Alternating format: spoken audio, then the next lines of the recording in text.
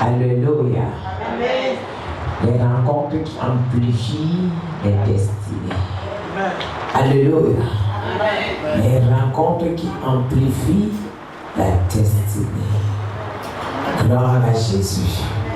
Amen. Ou les rencontres qui boostent la destinée. Il y a les boosters de destinée. Amen. Et pour commencer, Proverbe 13, verset 20. Il dit, celui qui fréquente les sages devient sage, mais celui qui se plaît avec les insensés se trouve mal. Amen. La Bible dit que celui qui fréquente les sages, il fait quoi? Il devient sage. Mais celui qui fréquente les insensés finit par devenir comme eux. Amen. Il finit par devenir comme eux. Alors nous allons parler de ceux qui croient. Alléluia. Et qui intensifient notre vision. Parce que chacun de nous a une vision. Amen. Et Amen. Alors nous allons parler de ceux-là qui intensifient notre vision. Et de ceux-là qu'on les appelle les amplificateurs ou des multiplicateurs, alléluia, des visions. De ceux qui stimulent, qui renforcent ta vision. Amen. Alors, vous savez, je veux vous dire quelque chose. Il y a des gens, quand tu croises sur ton chemin, ta vie change. Ta destinée change. Asseyez-vous, bien-aimés. Bientôt, on sera debout. Donc, asseyez, profitez ce moment. Amen. Et vraiment, je vais commencer à dire que debout tout le monde. Ne prenez pas mal. Alléluia. Amen. Alors, vous allez remarquer qu'il y a des gens que lorsque vous croisez, votre destinée est stimulée. Votre destinée est amplifiée. Votre vision est amplifiée. Votre destinée est, votre vision est multipliée. Alléluia. Donc vous changez la manière de voir les choses. Cette personne-là vous tire de l'avant. Il vous montre le bon chemin. Et quand ce n'est pas ça, c'est que c'est le contraire. Maintenant, il y a des gens, quand vous croisez, ils vous amènent qu'en arrière tous les jours. Et vous, même quand vous ramenez une vision, vous dites que non, c'est même pas possible. Et donc, nous allons parler de ces deux catégories de personnes. On ne pourra pas parler de tout ça aujourd'hui, on finira de ça, on finira ça dimanche. La vision est une force spirituelle qui peut être renforcée par certaines personnes. Amen. Amen. La vision est une force spirituelle qui peut être renforcée par certaines personnes que nous croisons sur notre chemin. Alléluia. Amen. Ou que nous rencontrons sur notre chemin. Et il attire, alléluia. Amen. Et s'active par certaines forces, alléluia. Elle peut aussi être détruite par certaines actions ou par certaines décisions ou par certaines associations. Alors les gens avec qui on s'associe, ils peuvent très bien influencer notre destinée. Que ça peut être positif, soit négatif. Donc le choix avec qui on doit marcher doit compter. Le choix avec qui on doit parler ou partager certaines choses doit compter. Alléluia. C'est pourquoi vous allez voir beaucoup de personnes, ils sont là, mais ils n'ont même pas de décision dans leur vie. Leur vie dépend d'une amie qu'ils ont croisée. Leur vie dépend d'un frère qui a croisé.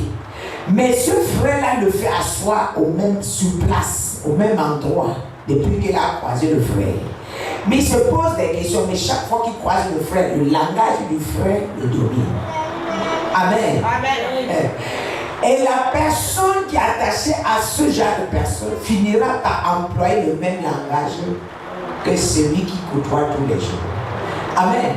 Donc les gens que tu côtoies peuvent influencer ton langage.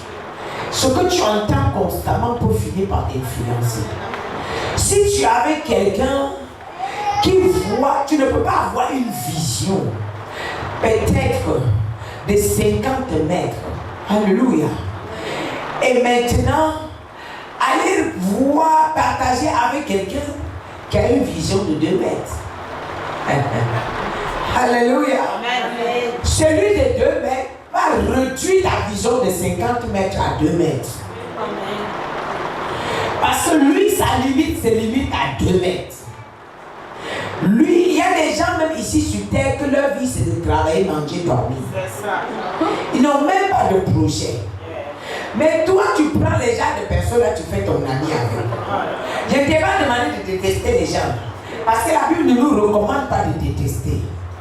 On les aime, on aime tout le monde. Mais on les garde à distance.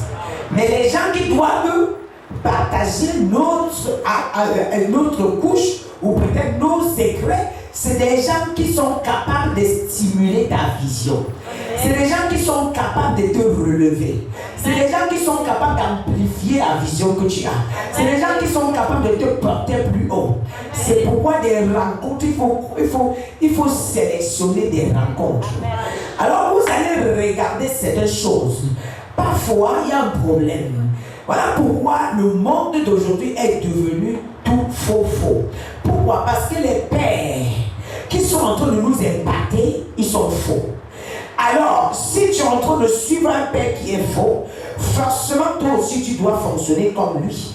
Parce que l'ADN, à force de ce qu'il impose tes mains, quand il impose tes mains, il te communique quelque chose. Donc son ADN est sur toi.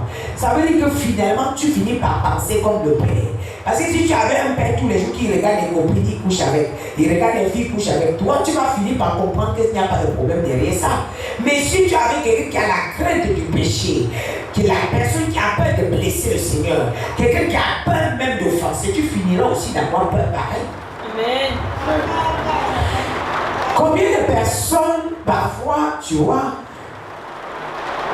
ils sont impulsifs.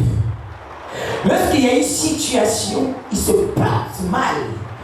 Ils courent, ils envoient un message. Très mal. Le message n'était pas destiné à la personne. Quand il finit d'envoyer le message, il panique. C'est lui encore la même personne qui appelle pour demander pardon. Demander pardon, c'est bien, mais il faut contrôler ton langage. Amen. Il faut, parce que les gens avec qui tu marches, à force d'écouter les gens qui aiment des problèmes, tu finis par devenir problématique. Amen. Amen. Donc, nous devons porter le choix vers les gens qui aiment le Seigneur. Et même qui aiment, quand on aime le Seigneur, beaucoup proclament aimer le Seigneur au bout des lèvres. Mais leur attitude ne nous montre pas qu'ils aiment le Seigneur. Leur comportement ne nous montre pas qu'ils aiment le Seigneur. Alors je viens te parler d'une rencontre. Quand Élisée a croisé Élie. Amen. Élisée a marché. Mais le jour qu'il a croisé Élisée, il a dit ici il y a quelque chose. On a parlé à gauche. Les autres prophètes ont voulu l'influencer. Mais il a dit vivez en paix. Je n'ai rien à traiter avec vous. Est-ce que tu sais que ton maître sera enlevé aujourd'hui à Jéricho? Oui, que votre âme se repose en paix. Je continue. Que le Seigneur vous bénisse, mais je continue. Est-ce que tu sais qu'à Bethel, ton maître sera... oui, je le sais. Mais que votre âme se repose en paix, je continue. Nous sommes dans 2 Rois. Alléluia. À partir du verset 1. 2 Rois, on ouvre la Bible. À partir du verset 1. Tu vas comprendre que Élisée, depuis le jour qu'il a mis l'œil sur Élie, il n'a plus jamais baissé le regard. Ses regards sont restés fixés sur Élie. Alléluia. À tel point où à un moment, Élie lui dit que mais attends, tu me suis, il faut retourner. Il dit que non. Ton Dieu, c'est mon Dieu. Où tu pars, j'irai. Alléluia. Ce que tu seras, je serai aussi. Où tu mettras le pied, moi aussi, je mettrai le pied. Qu'est-ce qui tue les chrétiens? C'est parce qu'on est affilié au mentor qui nous détruit, au mentor qui ne nous stimule pas d'aller de l'avant, au mentor qui ne nous enseigne pas ce que la Bible demande qu'on enseigne. Amen. Oui, ma fille. 2 Rois. Maman 2 Rois 1 à partir du verset 1. Oui. Alors, Moab se révolta contre Israël après la mort d'Akab. Or, Achazia tombe, veuillez vous tenir debout s'il vous plaît. Or, Achazia tomba par le treillis de sa chambre haute à Samarie, et il en fut malade. Il fit partie des messagers et leur dit: allez, consultez Baal-Zébul, Dieu d'Écron, pour savoir si je guérirai de cette maladie. Mais l'ange de l'Éternel dit à Élie, le Chibite. Je suis à 2 Rois 1. Non, 2 Rois 2. 2 Rois 2, le verset 1. Lorsque l'Éternel fit monter Élie au ciel dans un tourbillon, Élie partait de Gilgal avec Élisée. Élie dit à Élisée: reste ici, je te prie, car l'Éternel m'envoie jusqu'à Bethel. Élisée répondit: l'Éternel est vivant et ton âme est vivante. Je ne te quitterai point. Élisée dit que je ne te quitterai point, car j'ai vu quelque chose en toi. Yeah. Comment je suis en train de voir que c'est toi qui vas me sauver, toi tu me dis, tu me chasses. Comment je vois que c'est toi qui pourras faire de moi quelqu'un. Amen. Amen. Il y a des gens qui sont appelés à valoriser votre nom. Amen. Il y a des gens qui sont appelés à valoriser votre destinée. Amen. Amen. Quand vous quittez ces personnes-là, vous plongez. Tu cherches, mais ce qui tue beaucoup de personnes, les porteurs de grâce, ce n'est pas la taille qui fait la grâce de quelqu'un. Ce n'est pas la corpulence. Un porteur de grâce est né porteur de grâce. Amen. La Bible dit dans Jérémie 1, avant que tu ne naisses, je t'avais consacré. On va revenir sur ça. Alléluia. Élisée même a chassé. Élie même a chassé Élisée. Mais Élisée a dit que j'ai vu quelque chose. Mais je ne peux pas quitter. Que ton âme repose en paix. On continue que le chemin. Continue ma fille. Amen. Et il descendit à Bethel. Les fils des prophètes qui étaient à Bethel sortirent vers Élisée et il lui dit: sais-tu que l'Éternel enlève aujourd'hui ton maître au-dessus de ta tête? Les fils des prophètes, la distraction. Les gens qui sont à côté pour vous distraire de sortir de la vision. Oui. Et il répondit: l'Éternel est vivant. Pourquoi les jeunes qui se mêlaient de quoi? C'est parce qu'ils ont compris que s'ils partent, ils traversent, il reviendra différent. Il fallait qu'on les mandate pour le retirer sur la grâce. Mais il a été focalisé. Et il répondit: je le sais aussi, taisez-vous. Taisez-vous. Il y a des gens que vous allez les dire taisez-vous dans les oreilles. Oui, taisez-vous. Taisez-vous. Il y a des gens, quand ils viennent vous parler, tu les dis tais-toi. Ouais. Non, tu ne veux plus t'écouter, tais-toi. Asseyez-vous bien aimé. Alléluia. Il y a des gens, quand ils arrivent dans votre vie, quand ils commencent à trop creuser là, à vous envoyer des choses qui vont vous distraire, les choses qui vont vous fatiguer, tu les dis taisez-vous. Yes. Il a dit quoi? Pour avancer, il a dit taisez-vous parce que vos foi me torturent. C'est pas ça que je cherche, c'est pas ça qui m'intéresse. Celui que le Seigneur m'a mandaté. Le problème des chrétiens, tu arrives à l'église, tu suis même les gens que tu ne connais pas, tu as oublié pourquoi tu t'es amené. C'est ça le problème aussi. Amen. Amen. Il y avait beaucoup de prophètes autour, mais il n'a regardé personne. Mais il a regardé à celui que tu as mis devant lui. Bien aimé, une fois que tu as croisé une vision et que Dieu te dit celui-là, suis-le. Peu importe ce que tu vas entendre, les vents séparés, accroche-toi. C'est pas parce que Dieu te dit de suivre une vision que tu n'auras pas les attaques, tu auras les attaques. Amen. Justement, si tu es sur une bonne grâce, les attaques vont redoubler. Il y a l'une de mes filles qui m'a laissé un témoignage, peut-être elle est connectée. Quand on l'a délivré, dimension de la grâce qu'elle porte, les démons se sont levés. Elle dit que les démons viennent avec les avions maintenant. Les types, mais ça ne la touche pas. Le fait qu'elle m'a dit ça ne la touche pas, ça suffit. Ça veut dire qu'elle est protégée. Mais ils ont multiplié les attaques par 10 après sa délivrance. Mais elle tient. Le feu de prière monte. Et Dieu est en train de faire ça, mais elle ne sait pas. Je vais la répondre demain.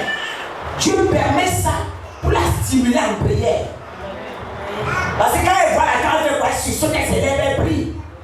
Quand elle voit, parce que c'est une femme de prière, et Dieu veut la mener à être mondiale. Mais pour cela, Dieu double ses attaques.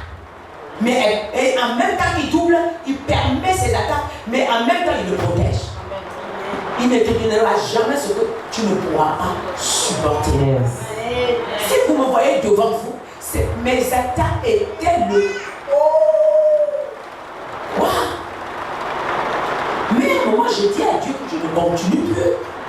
Tu peux pas même faire tous les jours. Je quitte dans telle salle. Je finis de détruire les dieux de là-bas. Tu m'enlèves de l'autre côté. Je finis de détruire. Je crois que je vais respirer. Je suis en 9e salle. Quand est-ce que je vais me reposer? Je me suis assis un jour. Je me dis qu'on va prendre un courant. On va parler cette fois-ci. Non, je lui ai dit qu'on va parler cette fois-ci. Tu vas m'expliquer pourquoi. C'est même que moi qui dois détruire tous les hôtels de Paris. C'est comment? Tu m'envoies des choses et je ne comprends même plus. Je suis fatigué.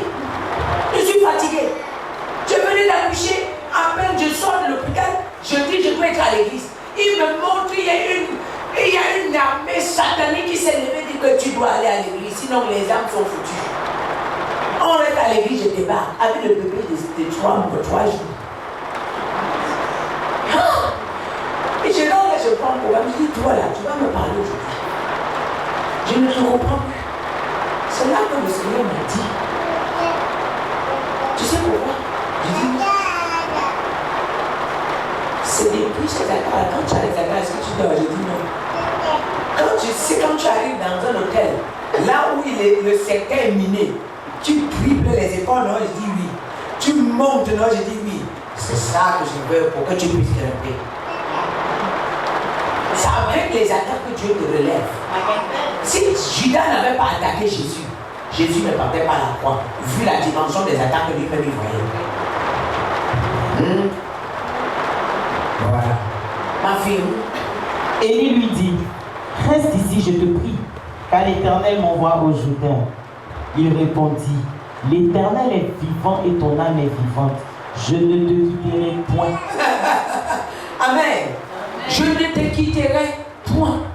Donc j'ai entendu la voix de Dieu et je suivrai la voix de Dieu. Amen. Amen.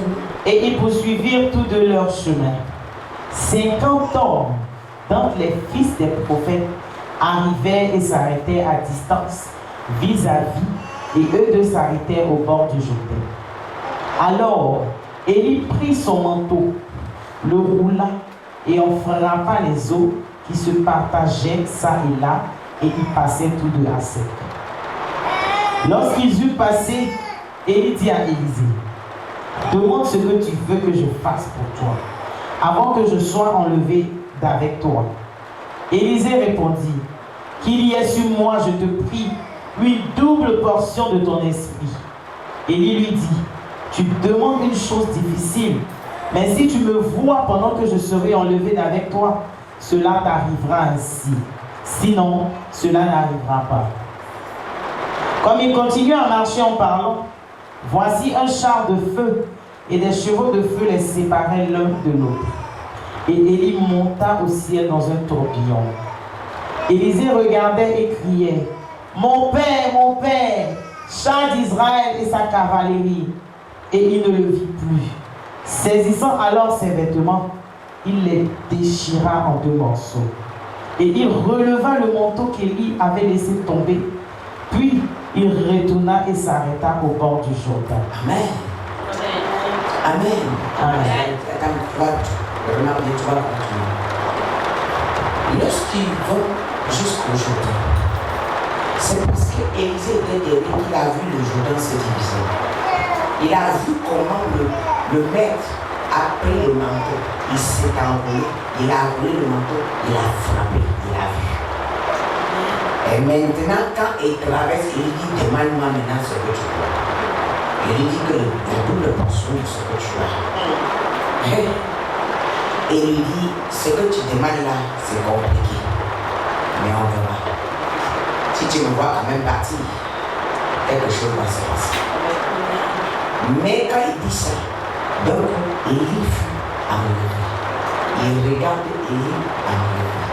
Et pendant qu'il regarde Élie enlevé, l'onction est tombé sur lui. Et quand l'onction tombe sur lui, l'onction le pousse à déchirer la nature ancienne qu'il portait.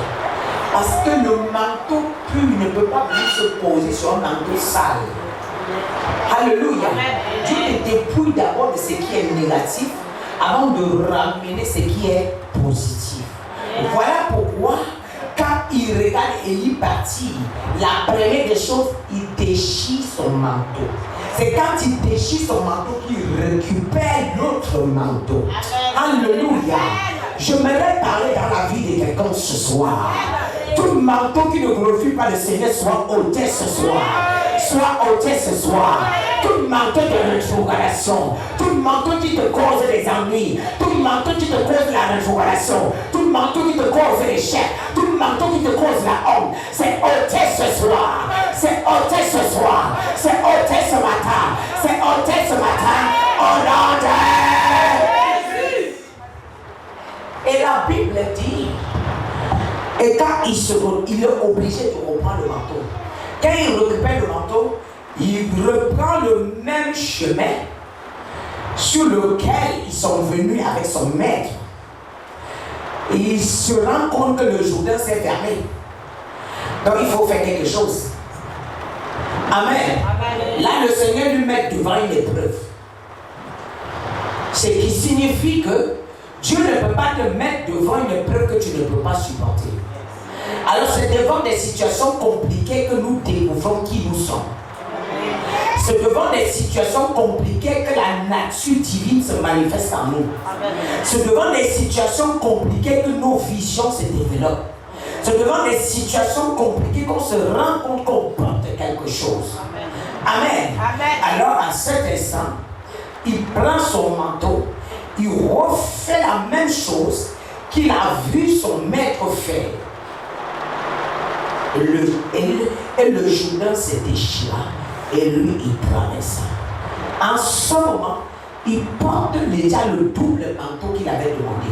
La plénitude de Dieu est déjà en lui. On continue seulement. Amen. On va revenir sur cette partie. Alors, premièrement, nous étions en train de parler. Ça, on est en train de parler des personnes qui se connectent, amen, qui sont concernées, qui sont connectées à Dieu.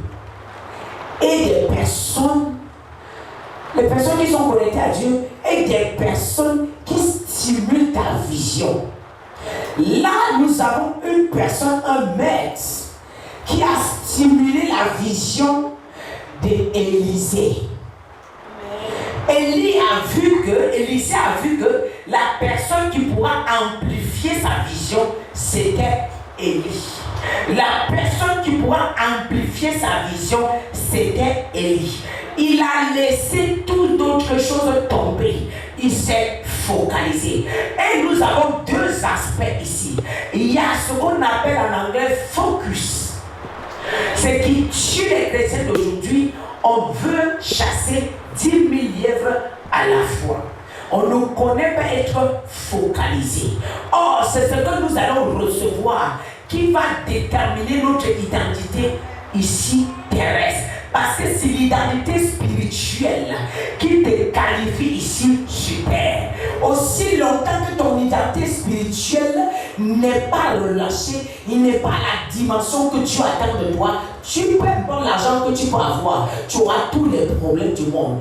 Ah, ça sert à quoi que tu as l'argent, mais tes enfants te manquent du respect? Ça sert à quoi que tu as l'argent, mais tes enfants sont des voleurs, des drogueurs, des alcooliques? Est-ce est-ce que ça, tu es heureux en tant que chrétien? On ne peut pas être chrétien et vivre de telles choses. Amen. Pourquoi? Je vois certaines personnes, quand ils arrivent, mais ils veulent tout de suite qu'on les délivre, mais Dieu ne fonctionne pas comme ça. Il est un Dieu patient. Il aime quand les gens sont patients et tolérants. Vous ne pouvez pas arriver, vous trouver des gens. Quelqu'un peut arriver aujourd'hui, Dieu décide qu'on le délivre, on va le délivrer.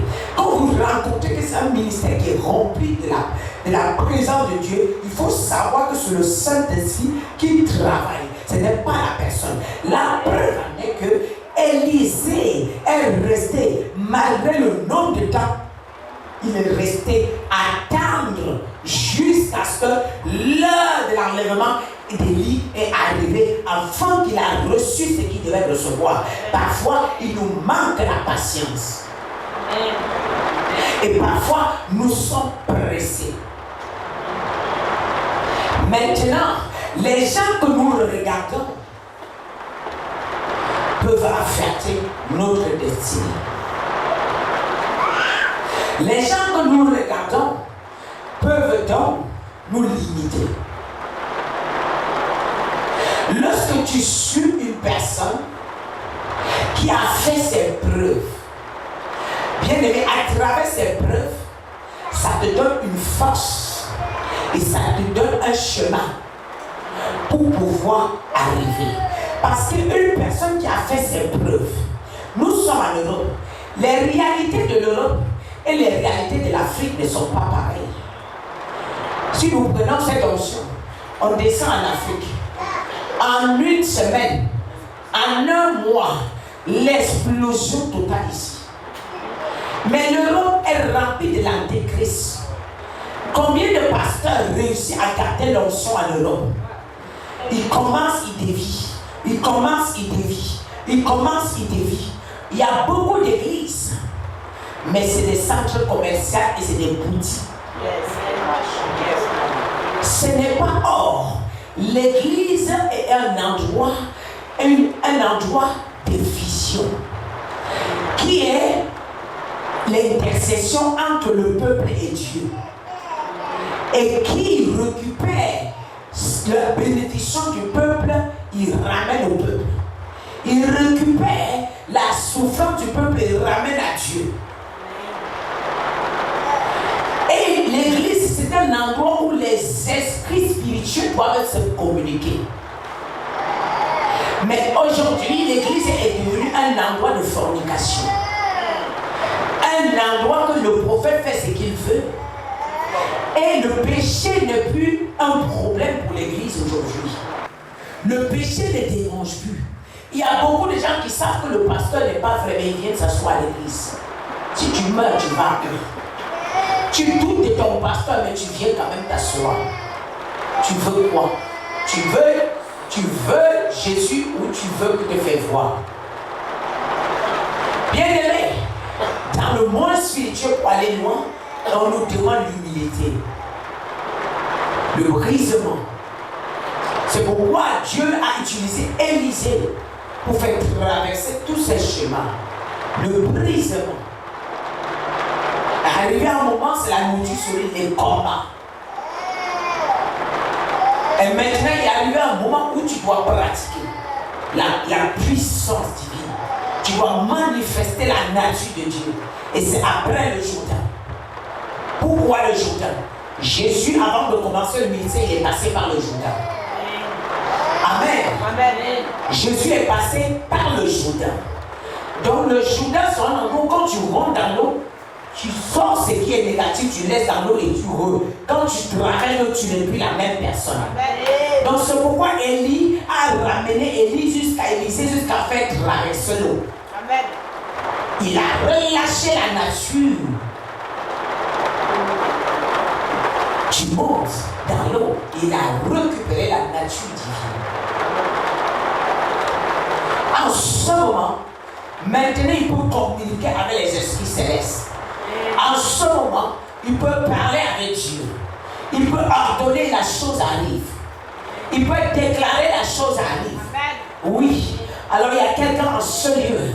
peut-être après que tu te lèves aujourd'hui, tu ne te verras plus pareil. Tu vas prendre des décisions qui vont t'aider, toi et tes enfants et toi et ta famille. J'aimerais interpeller les femmes et les hommes. J'aimerais vous dire, vos décisions affectent vos enfants. Quand vous avez les bonnes décisions, ça affecte les enfants positivement. Mais quand vous avez les mauvaises décisions, ça affecte aussi les enfants négativement. Amen. Alors, justement, ça revient à ce que nous avons vu dans Proverbe 13, verset 20 qui dit « Celui qui fréquente les sages devient sage, mais celui qui se plaît avec les insensés devient aussi quoi? Insensé. » Donc, il faut regarder les gens avec qui tu fonctionnes. Deuxièmement, votre association affecte votre style de vie.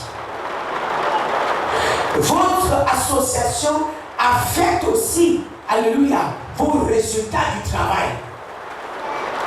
Si vous travaillez avec des gens qui ont des mauvaises œils, vous travaillez avec des gens qui sont que négatifs, vous vous associez avec des gens qui veulent vous voir en arrière, vous vous associez avec des gens qui sont jaloux, vous vous associez avec des gens qui ne sont pas ambitieux, et quelque chose va se passer. Alors les résultats seront négatifs. Amen. Donc notre association affecte les résultats de nos travail, affecte les résultats de nos visions. Amen. Alors votre association aussi, alléluia, affecte vos pensées. Amen. C'est-à-dire quand vous fonctionnez avec quelqu'un qui pense constamment négativement, vous finirez par penser aussi comme la personne. Amen. Vous finirez par parler aussi comme eux. Amen. Votre association affecte même les mentales. Amen. Ce que tu entends constamment te pourrit le mental. Parce que ta décision, ta vision est dans ton mental. Si le mental est affecté, tu ne peux pas avoir des bonnes visions et des bonnes révélations. Amen. Alléluia. Amen. Et comme je l'ai dit, votre association affecte même votre voix. Parce que tu commences à parler, à sortir des choses qui ne te glorifient pas, qui ne glorifient pas le Seigneur. Amen. Et votre association affecte vos décisions. Et votre association affecte votre langage. Vous commencez à parler négativement comme ceux qui parlaient. Amen. Jusqu'à ce que vous vous intéressez de votre avenir. Jusqu'à ce que vous vous intéressez à votre avenir. Si vous commencez à vous intéresser à votre avenir, vous allez changer de décision, vous allez changer les associations que vous allez prendre. Les associations, c'est-à-dire les gens que vous mettez autour de vous, les gens que vous choisissez suivre, les gens que vous choisissez écouter. J'ai vu quelqu'un qui vient, le pasteur il prêche bien. Non, le Seigneur lui-même, il est le meilleur prédicateur. Il n'est pas dans ta prédication, il est dans ta grâce qu'il a déposée en toi. Amen. Prêche comme tu veux jusqu'à ce que tu te couches par terre. Le Saint-Esprit ne descendra pas parce que tu prêches bien. Le Saint-Esprit descend parce que tu es en communion avec lui. Parce que tu portes encore la grâce. Parce que le sceau est encore sur toi. Mais que tu prêches jusqu'à le monde entier t'entend. Traite toute la foule. La foule n'influence pas le Seigneur. C'est lui qui a créé le ciel et la terre. Le monde n'influence pas le Seigneur. Mais il est le Dieu des petits détails. Amen. Alléluia. Alors vous ne vous intéressez pas à votre avenir tant que vous ne faites pas attention à vos choix d'amis. Amen. Tant que vous ne faites pas attention à vos choix d'amis, nous regardons l'exemple, c'est 1 Samuel 17, verset 29. Amen. Qui nous dit quelque chose.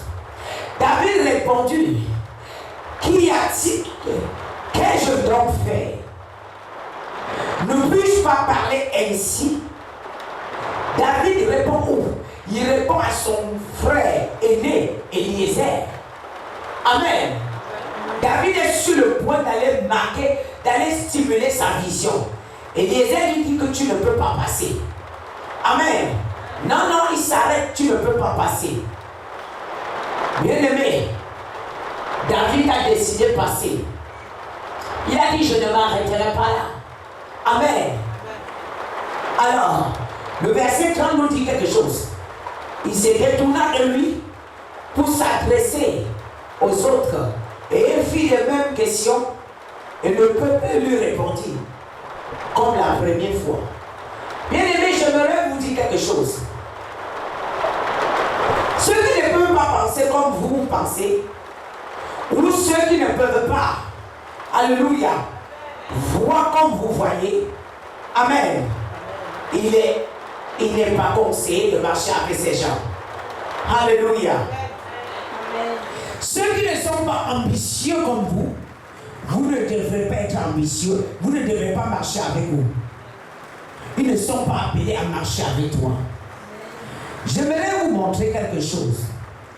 Beaucoup de gens parfois sont attachés à une relation. Il faut savoir que ta vie est comme un bus. Depuis ta naissance, depuis le jour que ta maman t'a mise au monde, combien de personnes sont venues te prendre et porter et remettre à ta maman? Tu as oublié? Beaucoup sont venus te porter. Donne-moi le bébé là, je vais porter. On a donné, il a porté 2 minutes, il a remis à la maman. Pour aller à l'école, il y a des jours que c'est ta maman qui t'accompagnait, il y a des jours que c'est quelqu'un d'autre qui t'accompagnait. Pour rentrer à l'école, il y a des jours. Je voudrais te faire comprendre que ta vie est comme un bus. Un bus a beaucoup d'arrêts. Parce que tu es une église. Il faut accepter quand les gens viennent dans ta vie, ne te donnent pas le rendez-vous. Mais quand ils veulent partir, il faut les laisser partir. Les gens qui sont prêts à partir, quand tu les retiens, ça crée des dégâts. Amen. Ça n'arrange plus les choses. Il y a des gens qui viennent dans ta vie, ils sont négatifs.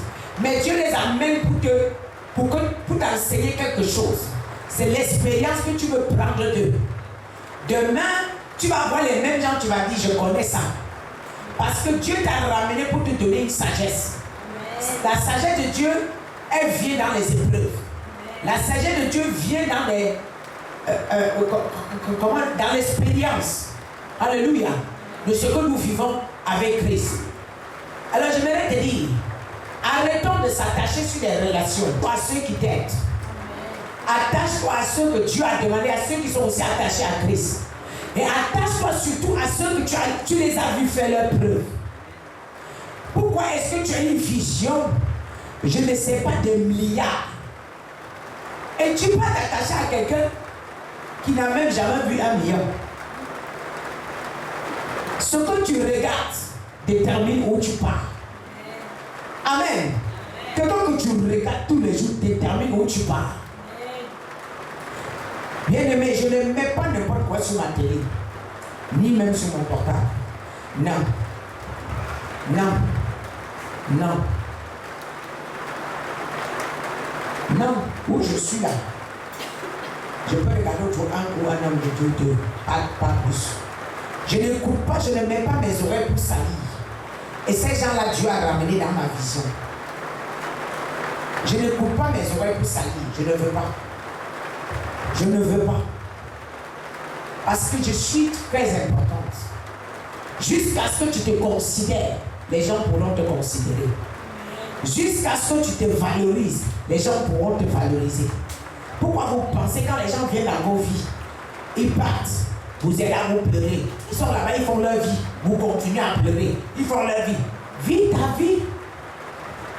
Dis à Dieu que qu'est-ce que tu veux m'enseigner dans ça? Et tu passes dessus. Toute fois que tu as voulu forcer les relations, tu es méprisé. Ça finit par le mépris. Amen.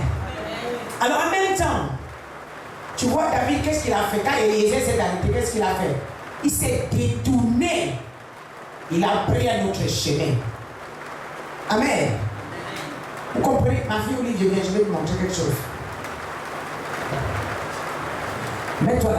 Quand je veux passer, il faut que tu cherches à me bloquer. Amen. Je vais là, tu vois? Tu vois? Eliezer s'est mis là. Tu vois comment il a fait?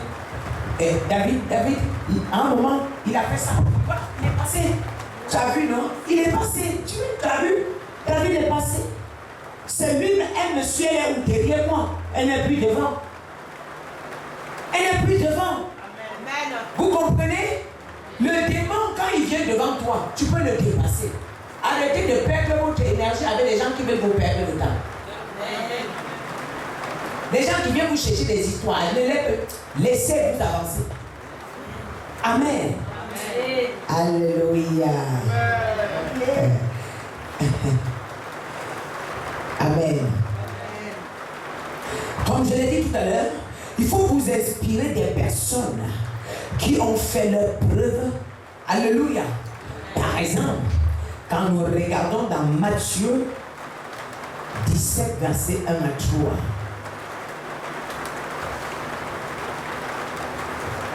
Et après cela, je vais conclure.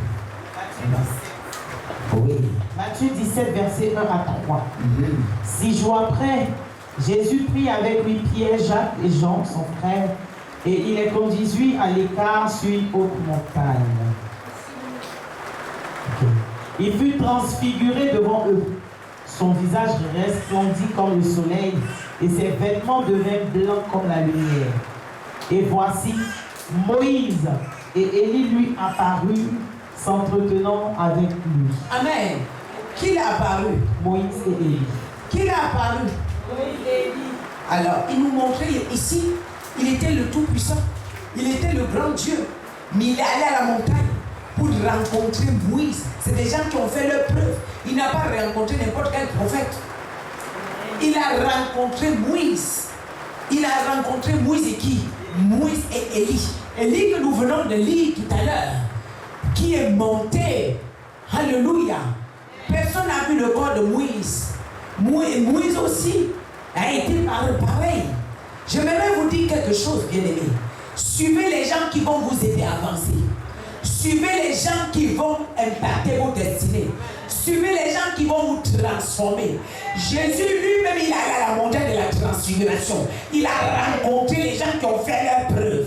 Alors je vais déclarer dans la vie de quelqu'un aujourd'hui, à partir de ce soir, au nom puissant de Jésus, tu ne pourras plus jamais fonctionner avec les gens qui vont te tirer en arrière. Fonctionner avec les gens qui vont te détruire. Tu ne pourras plus jamais fonctionner avec les gens qui viennent voler ta grâce. Au nom puissant de Jésus. Oh Père, mais je vais dire quelque chose à quelqu'un. Quand Élisée est passé, quand Élie est passé, Élisée est devenu notre personne. Avec la grâce tombée sur toi. La grâce prophétique, la grâce de louange, la grâce prophétique. Mets-toi debout sur tes deux pieds. Et la Bible dit, quand Jésus part, on appelle la montagne de transfiguration.